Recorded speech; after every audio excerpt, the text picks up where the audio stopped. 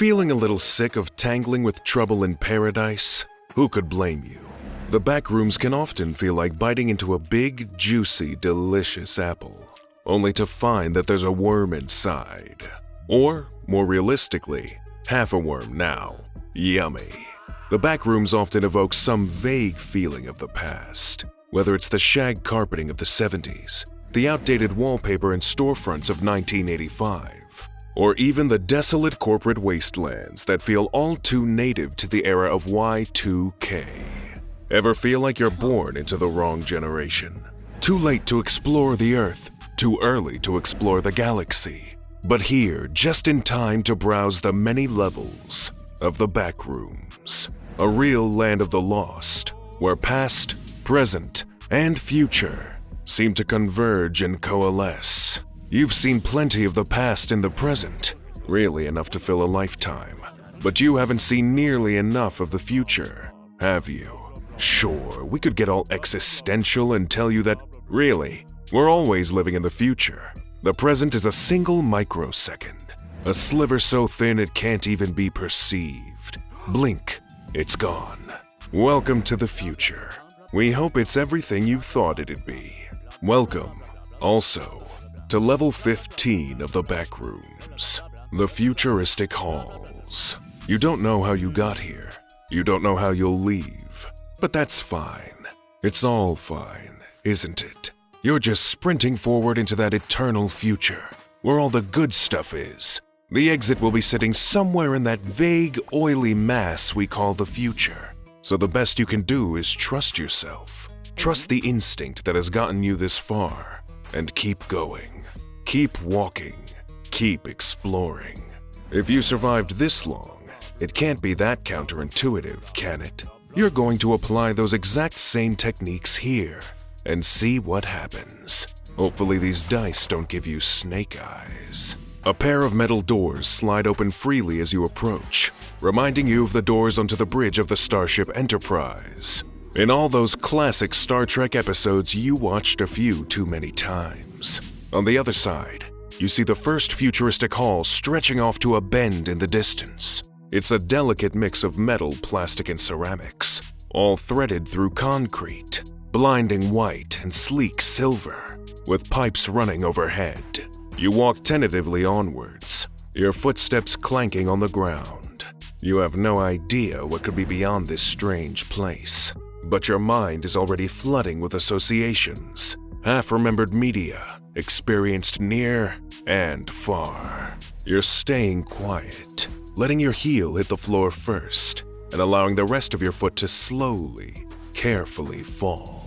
You've seen entities that the old you wouldn't have believed. You don't know what could be lurking in these aesthetic, mechanical hallways, from evil robots to futuristic invisible beings. You remember that crappy Resident Evil movie you watched maybe a decade ago, with the hallway full of deadly lasers. That's another thing you're afraid of right now. You don't fancy being lasered into cubes like some miserable human cheese plate. Or what if a panel in the ceiling opens up and some insane AI-powered minigun descends and opens fire? You try to regulate your breathing as the anxiety mounts. You just need to keep walking down these sleek, futuristic hallways. That's all you need to do. Keep walking. So why does it feel like your heart rate is rising and your body is boiling up into a rapid onset fever? Why does your brain feel like a scrambled egg? Your vision blurs. There are needles in your muscles. Are you having a panic attack? Even though nothing is happening, it feels irrelevant now. All that's relevant is you suddenly can't breathe. You fall to your knees, panting. You just want to feel normal. You want your breath to come back. Why do you feel so afraid, explorer? Nothing is even happening. It's just a hallway. While you have the not unjustified instinct that perhaps this is some kind of anomalous effect caused by the level itself, the reality is far more simple, explorer. You seem to be suffering from a spot of post-traumatic stress disorder. Since coming here to the Backrooms, you've experienced so much sudden danger, to a far greater extent than you ever have before. It's left an indelible mark on your mind, left your body and mind eternally preparing itself for some unseen horror. or violent human lurking just around the corner. Even the safest levels feel like they're full of hidden dangers now. We're sorry that you're going through this, Explorer, but it's a natural side effect of your circumstances. Perhaps, if you decided to just stay put on a safer level a while back, you wouldn't be experiencing this suffering right now. But you didn't come here just to laze around and fall into all the old rhythms, did you? You wanted excitement. You wanted passion. You wanted a life that challenged you, rather than slowly ground you down. And you got that, Explorer, didn't you? But every sword has two edges. And as you sit on your knees, clutching your throat in these chrome hallways, you're experiencing the other edge of that sword we call excitement. We hope it was worth it. Eventually, you feel the strength and calm to stand again. The panic attack passed. Your ability to breathe returned. You keep walking, taking in the futuristic halls with slightly more reasoned eyes. They just keep going, sometimes dipping or turning slightly, but largely remaining the same uniform corridors of a million procedurally generated video game secret laboratories. When you start coming across heavy metal doors that connect the hallways to other rooms, you can barely contain your excitement and curiosity. For many of these rooms, you hear their impending presence before you even see them. The endless thrumming whir of the engines within, twisting servos and gears, the crackle of electricity. You've seen machines like it on earlier levels, but never this sleek and advanced before. Most of the doors leading to them are locked, of course, likely for your own protection. But you can see what's going on within through the plexiglass viewing ports that many of the doors still have. Who built these machines? And what real purpose are they serving now? Most just seem to generate electricity. But for where? Here? Or the rest of the back rooms? But others create actual objects. As you head further in, the nature of these rooms, many viewable through indestructible glass walls, seems to diversify. Some are empty, their walls plain white and held up by metal beams. Others seem to be laboratories once, where some research beyond your understanding perhaps used to take place. And it doesn't end there. There are kitchens, expansive dormitories filled with 3-layer bunk beds, control rooms filled with bullpens full of office chairs, and an assortment of glowing monitors all over the walls. Whatever happened here once, it seemed like it was a truly major operation, like some secret underground government base. But if that's the case, where have all the personnel gone? And almost as soon as you begin to entertain the thought, you start seeing the bodies. There are so many of them, spread all over in clusters, old enough to just be husks now, little more than dusty skeletons to be. You've seen far more violent and disgusting things in the backrooms so far, but something about these bodies, and the mysterious nature of who they once were and how they died, weighs heavily on you. It's time to play amateur detective and take a closer look, because who or whatever killed them all, no mind was paid to the concept of subtlety in the process, a blessing and a curse for your admittedly fragile state of mind right now. None of these deaths were natural, of course, but nothing about the deaths seemed like they were caused by a non-human entity. Most seem to have been killed by improvised knives and spears made from common objects that may have rested around in the various rooms of level 15. What had happened here? Had they all gone insane and violent somehow, and killed each other in some kind of deranged level-wide frenzy? You scarcely want to think about it. Monsters and entities killing people is one kind of terrifying. Human beings killing each other is another level of horror entirely. You keep moving, ignoring the now regular smattering of bodies littered all around you. Most of them are dressed like scientists, all of whom, you assumed, once lived and worked here. So horrible. An hour or so later, you pass by another strange room. There are a huge pile of dead hounds, right next to a giant burning furnace of some kind. You need to pour your mind into some other subject, or the anxiety of not knowing is going to drive you insane around here. You need to bury your thoughts in the abstract, or existing this firmly in the undesirable present is going to drive you insane.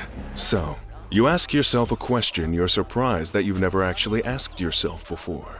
What exactly is the Backrooms? Of course, you could probably answer that easily in its barest, most literal sense. It's a kind of multi-part alternate dimension divided into these bizarre, varied levels. But why is all this here? It occurs to you, thinking about it, that the very aesthetic of the Backrooms is, for the most part, so strangely man-made. Like we've said earlier, so many of these levels evoke these relatively recent periods of human history, just a little off in some way or other. This means, presumably, that the Backrooms as a dimension isn't as old as Earth. After all, how could these levels have come to be without the real-world inspirations coming into existence first? The so-called front rooms that we all call home.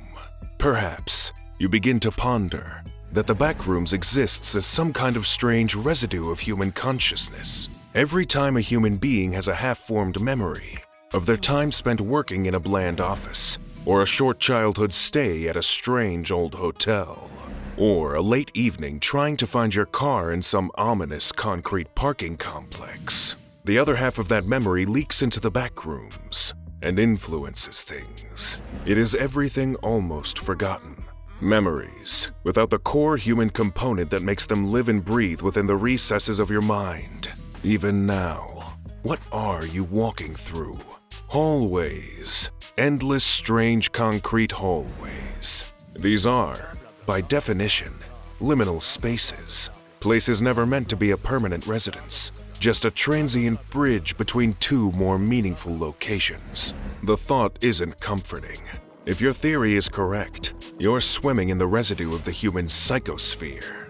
You're part of everything deemed not worth remembering, but somehow hangs on, at least partially anyway. Under that definition, maybe you really do belong here. But before you can slip further into these bleak thoughts that ruled your life out there, you hear another human voice that profoundly relieves you. "Hello? Is somebody out there?" calls a voice from the other side of a heavy metal door further down the hallway. The voice sounds more confused and surprised than anything else. Eager for a social distraction, you run forward. You're suddenly mindful of your clanking footsteps against the ground. The same footsteps that must have alerted this stranger to your presence. Someone or something is always listening around here, it seems. When you reach the door, you call out that yes, somebody is here. You tell the mysterious stranger your name and ask him if he's okay out there. Yes, I'm fine. Well, as fine as one can be down here, the stranger says with a nervous laugh. I'm Enric. I thought I was the only one here. You say that you thought the same, and ask him if he knows anything about all the mysterious dead bodies littered around the level. I'm afraid they were all already dead long before I got here. Enric replies, I've been the only one here for so long. I can't tell you how good it feels to hear another human being's voice, even through a wall. And you can't help but feel the same way. You came here to run away from people, from society, from yourself. But occasionally, in the many desolate levels of the Backrooms, you're just happy to be talking to someone. Sometimes, a little conversation can really save your life. Want to stay tuned for the next exciting exploration into the Backrooms as we delve deeper and deeper into this liminal abyss? Be sure to subscribe to the Backrooms Explained and turn on notifications so you never miss another expedition. Now go check out Level 16, Altered Topography, for more exercises into Backrooms terror.